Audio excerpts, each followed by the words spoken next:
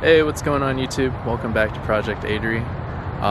Just catching you guys back up. I recently just got a 1995 Avis Blue E36 M3, and I'm going to be doing some exhaust work to it amongst some other things, but I kind of figured I should make a video of the current exhaust so that you guys can hear what it sounds like. Now, this exhaust is essentially straight piped. It's got the S50 headers, it's got muffler delete, resonator delete, and cat delete. However, it still has the OEM muffler. It's just gutted. So here, I'll give you a sound clip.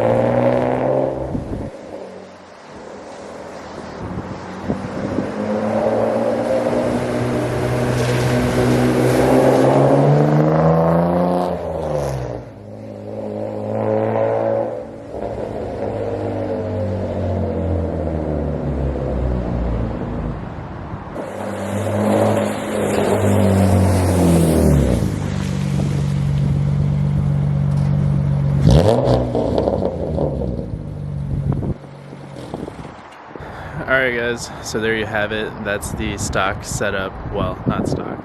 That's the current setup of the car. I have two resonators that I'm going to throw on there. These vibrant resonators. Let me show you.